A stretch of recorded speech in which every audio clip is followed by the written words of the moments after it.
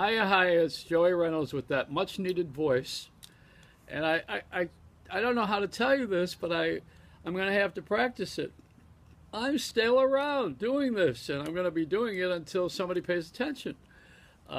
We have a confederacy of dunces. That's what we have as an American society. You know, one of the things that's happening with the kids who are having a hard time between love and hate is reality and fantasy. Because we're used to playing those video games. It started with probably with Grand Theft Auto. I was living in Harlem at the time, and it was a reality for me for the stealing of cars. It wasn't a video game. I looked out the window to see if mine was there. That's it. I didn't go and get a channel changer, you know. But the video games have given us the fantasy, and the same with films. You know, with Bruce Willis blowing up the Bonaventure in Los Angeles years ago, and it goes on and on. You know, we're influenced by that. It used to be when I was a kid that we had the Legion of Decency, and we all made fun of it. We said, oh, well, you know, people are going to do what they do anyway, so you're not going to stop them by reporting all of this stuff. But you know what? We do need to really have and pay attention to how the parents behave. It's us, not the kids. It's our behavior. The millennials are a result of us.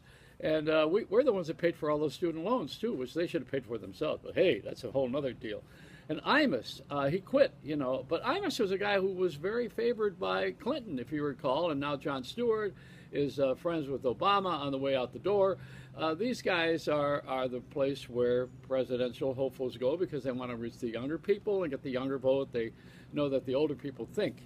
And that's dangerous, you know. Well, look at Donald Trump. I mean, he's a voice that everybody really likes to have because he's so crazy, you know. But we're all crazy. We have a lot of these thoughts.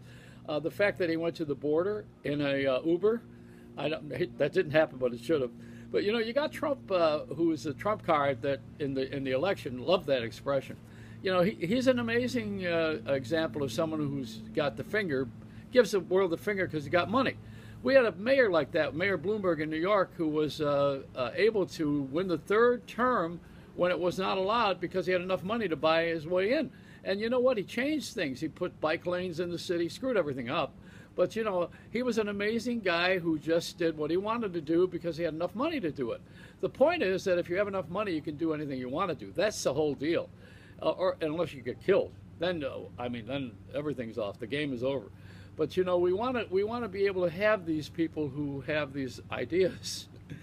Some of them have become billionaires at 22 years old, and they have an idea. How about rare earth? That was a recording group when I was a kid. Now it's become the fertile soil that gives us the magnet that's in every single electronic piece we have, and it's all mostly by China, who has bought the company out of Indiana with the patents.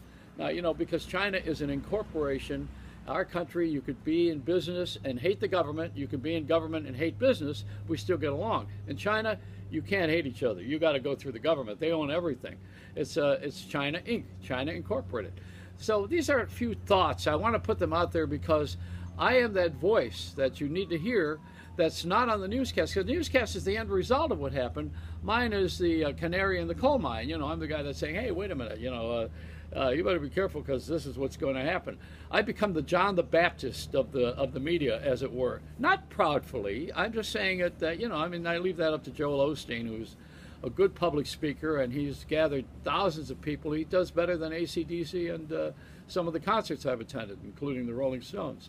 But, you know, the Joel Osteen deal is that he never talks about religion. He talks about self-help and motivation and how wonderful we all are. I think I'm a little bit more motivated by my theology than I am by myself being in charge. But that's my philosophy. See, everybody's got one. You know, it's a belly button. And I want to share that with you. This is a little semi-serious, but let's put it out there for everybody on my Reynolds Rap. And it is a Reynolds Rap.